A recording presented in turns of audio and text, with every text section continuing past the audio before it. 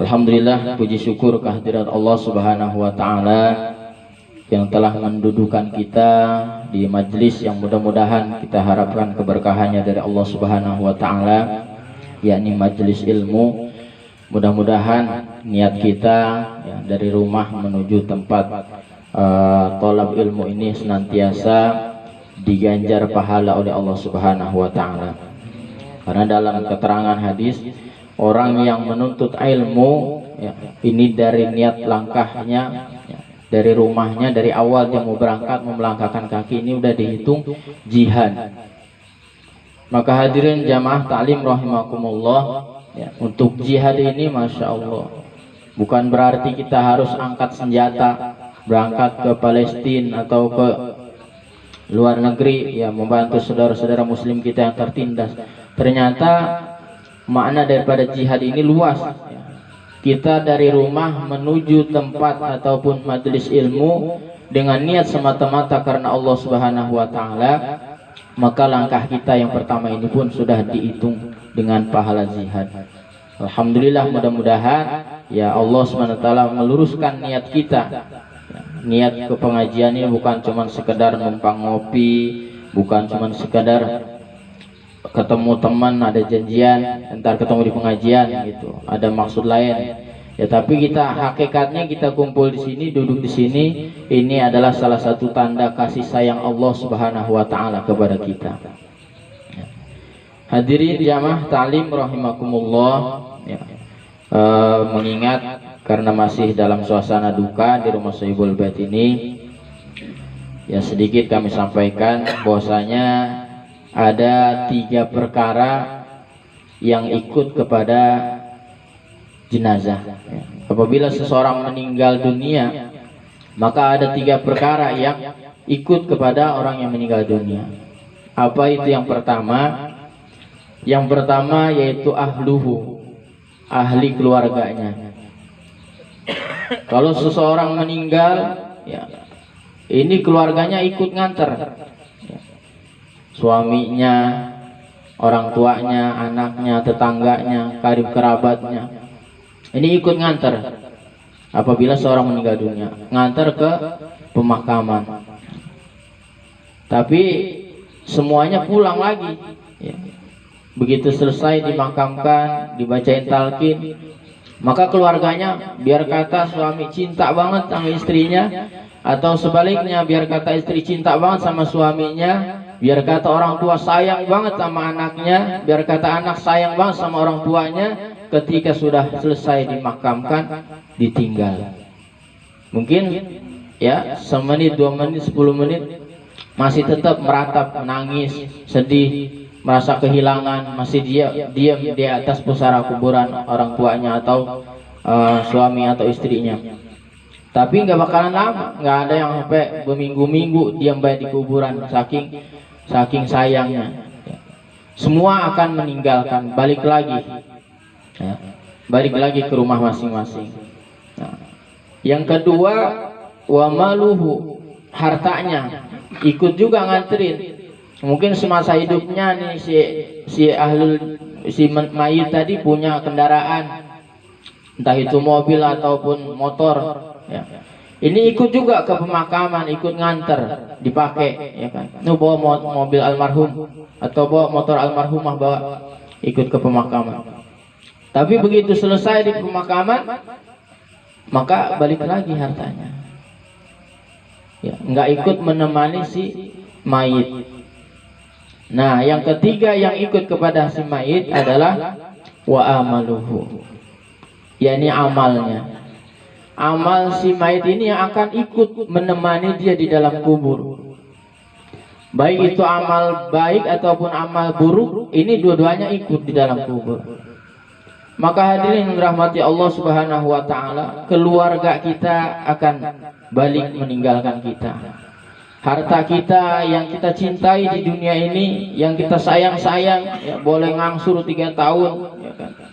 Boleh kita sayang-sayang, tapi ketika kita meninggal dunia pindah tangan. Tapi hadirin dirahmati Allah Subhanahu wa taala, yakni yang mengikuti kita sampai ke dalam kubur itu adalah amal-amal kita. Maka berbahagialah orang yang ketika masa hidupnya lebih banyak amal baiknya dibanding amal buruknya. Karena Rasulullah Shallallahu Alaihi Wasallam menggambarkan amal baik semasa hidup kita yang kita kerjakan maka akan menemani kita di dalam kubur berupa orang yang sangat cantik kalau laki-laki. Kalau perempuan berupa orang yang sangat tampan. Ini yang akan menemani kita di dalam kubur. Maka hadirin rahmati Allah Subhanahu wa taala, orang yang lebih banyak amal kebaikannya, orang yang soleh, yang banyak amal baiknya ketika meninggal dunia, maka di dalam kubur ini diibaratkan seperti pengantin yang mengalami malam pertama. Ya, pengantin baru, seperti pengantin baru di dalam kubur ini rasanya seperti pengantin baru. Enggak ngerasain susah, enggak ngerasain sedih, tapi ngerasanya seneng, lagi sedang-sedangnya. Ya mungkin walaupun ada orang pengantin baru yang rasanya enggak seneng, ada kali ya. Tapi hakikatnya kebanyakan itu pengantin baru pasti seneng. Itu. Maka dirahmati Allah SWT, di dalam kubur ini ditemani oleh yang bagus-bagus, wangi-wangian dari dalam kubur. Kemudian kuburnya bercahaya, kuburnya diluaskan sejauh mata memandang. Ini orang-orang yang soleh, orang-orang yang amal baiknya lebih banyak daripada amal buruknya. Maka hadirin yang dirahmati Allah Subhanahu wa taala, mudah-mudahan kita semua digolongkan orang-orang yang senantiasa lebih banyak amal baiknya dibanding amal buruknya. Hadirin jamaah taklim rahimakumullah. Jadi 3 amal tadi, ya 3 perkara tadi yang mengikuti jenazah apabila telah dikebumikan. Yang pertama ahluhu, yakni keluarganya, ahli keluarganya. Yang kedua wa maluhu, hartanya. Dan yang ketiga wa amaluhu, amal-amalnya. Maka hadirin yang dirahmati Allah Subhanahu wa taala, ya, pada zaman sekarang ini sama-sama kita maklum, ya kan, musibah terjadi di mana-mana. Saudara-saudara kita banyak yang kena musibah, ya. Bahkan ulama-ulama, para kiai, para habaib, para guru-guru kita, ini banyak yang telah dicabut oleh Allah Subhanahu wa taala. Maka ini pertanda apa? Dari dulu Nabi sudah menyampaikan, ya, bahkan ketika zaman Rasulullah sendiri, ketika terjadi angin topan, angin puting beliung, ya, mungkin zaman Nabi bukan angin puting beliung, angin topan, dalam kisahnya seperti itu. Ketika terjadi angin topan, Nabi Shallallahu Alaihi Wasallam ini diam di masjid. Maka ketika ditanya, "Oh ya Rasulullah, kenapa engkau di masjid?" Karena kata Nabi, takut hari kiamat tiba. Gitu. Dari zaman Nabi aja Nabi udah takut hari kiamat tiba. Maka Nabi mencontohkan ketika terjadi angin topan, Nabi berada di masjid. Maka dia dirahmati Allah SWT, apalagi zaman sekarang yang udah berapa ribu tahun kita ditinggalkan oleh Rasulullah Shallallahu Alaihi Wasallam. Nabi aja udah takut hari kiamat tiba saat terjadi angin topan.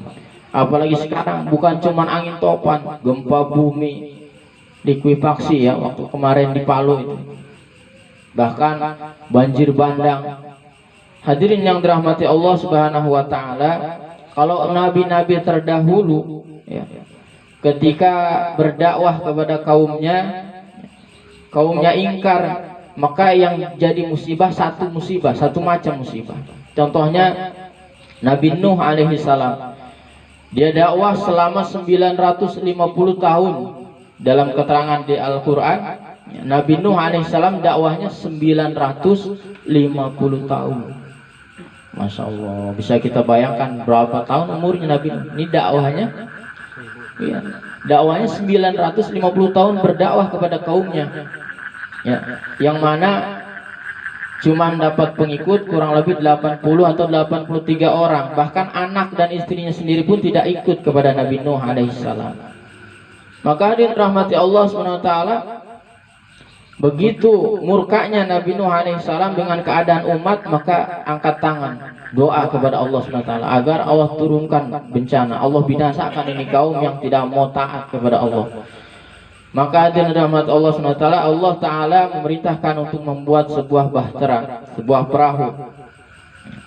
Maka orang-orang yang beriman kepada Nabi Nuh, percaya kepada Nabi Nuh, semuanya naik perahu dan semuanya selamat. Orang-orang yang ingkar, orang-orang yang tidak beriman kepada Allah dan Nabi Nuh, semuanya binasa. Bahkan anak dan istrinya Nabi Nuh alaihissalam, anak yang bernama Kan'an. Maka musibah yang terjadi, yang Allah turunkan berupa banjir yang begitu besar, ya. Bahkan anaknya naik ke atas gunung. Nabi Nuh serukan kepada anaknya supaya naik ke atas perahu, tapi dia nggak mau. Saya lebih memilih ke atas gunung, karena gunung ini tinggi, saya akan selamat ke atas gunung. Ternyata air itu sampai melebihi gunung. Bisa kita bayangkan, gunung yang tinggi sekarang ini gunung apa? Gunung Semeru, ya, atau Ustaz Balil Gunung Semeru. Ini gunung masih kelelep juga sama air banjir tadi, ya. Betapa dahsyatnya banjir yang terjadi pada zaman Nabi Nuh alaihi salam. Bahkan sampai dikisahkan 40 hari 40 malam banjir itu. Bukan hanya turun air dari langit, tapi dari bumi ini mengeluarkan air juga. Ini merupakan azab dari Allah Subhanahu wa taala. Kemudian zaman Nabi Lut alaihi salam, ya, kaumnya Nabi Lut ini sama-sama kita ketahui dalam Al-Qur'an itu dijelaskan kaumnya ini punya kebiasaan homoseksual. Suka sesama jenis, yang laki-laki sukanya sama laki-laki, yang perempuan sukanya sama perempuan, ya. Maka dirahmati Allah SWT, begitu juga azab yang Allah timpakan kepada kaum Nabi Lut alaihi salam ini satu macam azab. Kaum Ad, kaum Samud seperti itu. Tapi hadirin dirahmati Allah Subhanahu wa taala, beda dengan kita, ya, umat baginda Rasulullah sallallahu alaihi wasallam. Ya, kalau nabi-nabi terdahulu nabinya masih ada, Allah turunkan bencana, Allah turunkan azab. Tapi dalam Al-Quran kepada Nabi Muhammad SAW Allah berfirman, Allah tidak akan menurunkan azab selama engkau Muhammad masih ada. Maka dan rahmati Allah SWT, Nabi Muhammad sekarang udah nggak ada lagi. Nabi Muhammad sudah meninggal, para sahabat, para wali songo sudah meninggal semuanya. Maka dia dirahmati Allah SWT, maka musibah-musibah ini yang terjadi pada nabi-nabi terdahulu kaumnya, sekarang di umat akhir zaman ini ada semua musibah itu. Banjir bandangnya ada di umat akhir zaman, kemudian puting beliungnya ada di umat akhir zaman, gempa buminya, kemudian tsunami-nya, ada semua jenis musibah yang terjadi pada umat-umat terdahulu terjadi pada umat akhir zaman. Maka yang dirahmati Allah Subhanahu wa taala, ya, sebagai pengeling-eling buat saya pribadi dan juga kita semua yang hadir di sini, mudah-mudahan dengan terjadinya musibah-musibah malapetaka yang terjadi di mana-mana ini menjadikan kita semakin sadar, menjadikan kita semakin mendekatkan diri kita kepada Allah Subhanahu wa taala. Ini kemarin ulama yang belum lama meninggal, Syekh Ali Jaber, ya kan? Masya Allah, ulama-ulama banyak dicabut. Ini ibarat Ustaz Rahman sampaikan kemarin, ibarat paku-pakunya ini paku-paku 12. Ini kalau rumah kita nih bikin apa namanya, bikin atas ini kayu, masang kayu, ini paku yang paling gedenya biasanya paku 12. Ini kalau paku 12 pada cabut-cabutan semuanya, pada kecabut semuanya, kira-kira rumah kita tahan lama enggak? Ini bisa kemungkinan kalau nggak ada pakunya ini, masya Allah, rumah kita bisa ambruk. Begitu juga nih digambarkan, ya. Kalau kita mau bongkar rumah, kalau rumah kita hancurin, ini rumah sebelum dihancurin mau direnovasi, misalnya kayak masjid kita kemarin dibongkar total, bongkar total masjid. Sebelum masjid itu bangunannya dihancurkan, maka barang-barang berharga yang ada di dalam masjid itu dikeluarin dulu. Ada kipas angin dikeluarin dulu, ada apa ampli speaker dikeluarin dulu. Begitu juga rumah kita, ada kulkas dikeluarin dulu, TV dikeluarin dulu. Ini yang berharga dikeluarin sebelum dihancurkan. Maka begitu juga gambaran alam dunia ini. Sebelum dunia ini Allah kiamatkan, Allah hancur leburkan dunia ini, maka yang terlebih dahulu dikeluarkan orang-orang soleh terlebih dahulu. Dan ini merupakan salah satu tanda daripada tanda-tanda kiamat, di mana orang-orang alim, orang-orang soleh Allah cabut terlebih dahulu. Maka dengan meninggalnya para alim ulama, ini tanda ilmu dicabut oleh Allah SWT, diangkat oleh Allah SWT. Nah, kalau ilmu diangkat, ilmu agama diangkat oleh Allah SWT, maka yang tersisa adalah kejahilan, kebodohan. Umat tidak lagi mengenal mana yang halal, mana yang haram, ya. Berbuat sekehendak hatinya, cari rezeki, mau halal mau haram, yang penting gua dapat rezeki, nggak peduli lagi halal haram. Maka semua norma-norma agama dilabrak semua. Maka hadirin rahmati Allah SWT, umat manusia berada dalam ambang kehancuran. Maka hadirin rahmati Allah SWT, mudah-mudahan ya, dengan meninggalnya para ulama, dengan terjadinya banyak bencana di mana-mana, menjadikan kita semua senantiasa lebih dekat kepada Allah Subhanahu wa taala, senantiasa lebih mendekatkan diri menjalankan perintah-perintah Allah Subhanahu wa taala. Dan salah satu perintah Allah Subhanahu wa taala yang paling penting ini adalah salat. Ya. Salat dikatakan tiangnya agama. As-salatu imaduddin, faman aqamaha faqad aqamadin, wa man tarakaha faqad hadamadin. Salat adalah tiangnya agama. Barang siapa yang mendirikan salat, sesungguhnya dia mendirikan agama. Barang siapa yang meninggalkan salat, maka dia hakikatnya sedang meruntuhkan agama. Maka hadirin dirahmati Allah Subhanahu wa taala, yang namanya tiang ini harus kuat. Yang namanya tiang harus kuat. Kita mau bikin rumah pakai tiang, tiangnya harus kuat, Pak. Ya. Bukan sembarang tiang. Ya. Bambu sebatang pun bisa jadi tiang, tapi kira-kira kekuatan bambu sebatang ini bisa menopang apa bebannya? Ya. Kalau buat nahan coran, kayaknya tiangnya cuma bambu sebatang nggak bakalan kuat. Maka dengan rahmati Allah Subhanahu wa taala, begitu juga sholat kita dikatakan tiangnya agama. Maka sebaik-baiknya tiang adalah yang kuat, dan juga sebaik-baiknya sholat adalah sholat yang menggunakan ilmunya. Maka kita hadir setiap malam Jumat, seminggu sekali kita duduk dalam pengajian, suka dibahas sama guru-guru kita tentang rukun-rukun sholat, ya kan, perkara-perkara yang membatalkan sholat, baik dari rukun-rukun wudhunya. Ini merupakan salah satu daripada berusaha untuk mendapatkan tiang yang kuat, ya. Karena bicara masalah sholat, ini Masya Allah, ya, guru-guru kita sering sampaikan, untuk mendapatkan sholat kita yang diterima oleh Allah Subhanahu wa taala, ini prosesnya nggak gampang, ya. Prosesnya nggak semudah membalikan tangan ilah timbang sholat, ya kan. Cuman diri, ruku, sujud, ya. Bukan hanya sekedar itu, bukan hanya sekedar menggugurkan kewajiban, tapi kita sholat nih, Pak. Kita sholat, bagaimana sholat kita sempurna? Sebelum sholat ada kita nih wudhu dulu. Tidak sempurna orang yang sholat kecuali wudhunya sempurna, ya kan? Wudhunya sempurna. Nah, sebelum daripada wudhu, ya kan, ini ada namanya kita mandi junub, ya kan? Nah, sebelum kita mandi junub, kita juga harus tahu airnya yang seperti apa yang boleh dipakai untuk mandi junub. Air yang bisa mengesahkan kita untuk mandi junub, ya kan. Kalau kita langsung sholat, wudhu kita masih belum benar, wudhu kita benar tapi mandi junub kita belum benar, ya kan. Mandi junubnya benar tapi airnya yang kita pakai kita belum tahu.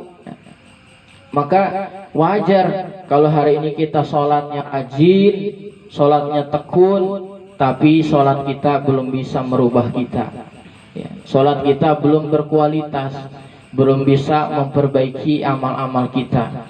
Maka hadirin rahmati Allah Subhanahu wa taala, mudah-mudahan ya dengan rajinnya kita duduk di majelis ilmu, ya senantiasa Allah taala perbaiki amal-amal ibadah kita. Karena kita berharap, ya, walaupun kita butut-butut begini, ya, pengennya mah ibadah kita diterima sama Allah, ya, pengennya mah sholat kita diterima sama Allah Subhanahu wa taala. Maka hadirin dirahmati Allah Subhanahu wa taala, dalam sebuah hadis dijelaskan Ada orang yang sholat selama 60 tahun tapi tidak satupun sholat yang diterima oleh Allah Subhanahu wa taala. Ngeri kita kalau dengar begitu, Pak. 60 tahun dia sholat tapi tidak ada satupun sholatnya yang diterima oleh Allah Subhanahu wa taala. Maka sahabat tanya, ya Rasul, kenapa bisa begitu?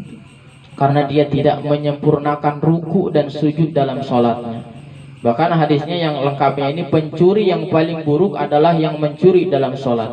Sahabat bingung, ya Rasul, apakah orang lagi sholat bisa nyolong, bisa mencuri juga? Iya, kata Nabi, yaitu orang yang tidak menyempurnakan ruku dan sujud dalam sholatnya. Maka kita sering sampaikan guru-guru kita, kalau ruku ini kita belum sempurna ruku, jangan langsung bangun. Jangan habis sami Allahu lima habis Allahu Akbar di ruku ya, dari selesai baca surat pendek Allahu Akbar ruku, belum sampai sempurna nih kita nunduknya, langsung sami Allah. Kemudian sujud Allahu Akbar, Allahu Akbar. Kadang-kadang saking terburu-burunya belum selesai satu subhanallah gitu hitungannya, belum tumaninah namanya, udah keburu bangun lagi. Seperti diibaratkan burung-burung yang matok biji-bijian, celuing begitu cepatnya. Maka ini yang dikatakan oleh Rasulullah, orang yang mencuri dalam sholatnya. Selama 60 tahun dia sholat tapi tidak satupun sholat yang diterima oleh Allah Subhanahu wa taala. Na'udzubillah min dzalik. Mudah-mudahan ya sholat kita, ibadah kita, taklim kita, duduknya kita di majelis taklim ini menjadi wasilah ya Allah taala terima ibadah-ibadah kita. Kita jangan ketipu, Pak. Ada peribahasa mengatakan kalau kita masih mau ngaji mah insya Allah ya, ibadah kita bakalan diterima oleh Allah Subhanahu wa taala. Ibarat latihan mobil ini, kalau ada tulisan latihan ya kan, kita orang pada maklum nih namanya latihan. Supir ini orang baru belajar nyetir, dikit-dikit rempet puunan orang serempet sama dia.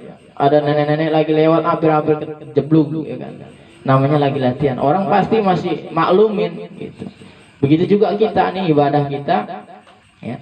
Kalau kita masih mau duduk di pengajian, insya Allah kesalahan dalam ibadah kita insya Allah akan dimaafkan oleh Allah Subhanahu wa taala. Ya, maka jangan cuma sekadar begitu, yang penting gue mau duduk ngaji, yang penting malam Jumat gue datang ke pengajian.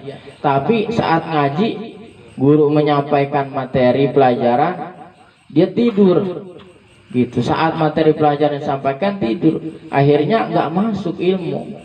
Ya udah dikasih tahu begini nih kalau wudhu begini nih, nggak boleh begini kalau wudhu, ya tetap ngaji merajin, tapi nggak ada bekasnya, nggak ada asarnya, nggak ada hasilnya.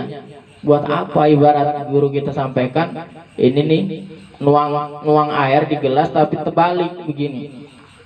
Kira-kira kita minum nuangin air gelasnya terbalik, mau minum ada yang keminum nggak air? Nggak ada. Maka dengan rahmati Allah Subhanahu wa taala sekaligus menghimbau kepada diri saya pribadi dan juga jamaah sekalian, ya sama-sama kita udah meluangkan waktu ya kan, lebih dari 1 jam kita dari habis Isya sampai ke pengajian. Maka jangan kita sia-siakan waktu kita di pengajian. Maka sering guru kita nyampaikan ada yang mau ditanyain, maka banyak sebenarnya yang kita belum tahu, tapi kita kadang-kadang pada diem mungkin nggak mau nanya. Ya, maka dengan rahmat Allah SWT mudah-mudahan ya pengajian kita senantiasa diistiqomahkan oleh Allah Subhanahu wa taala.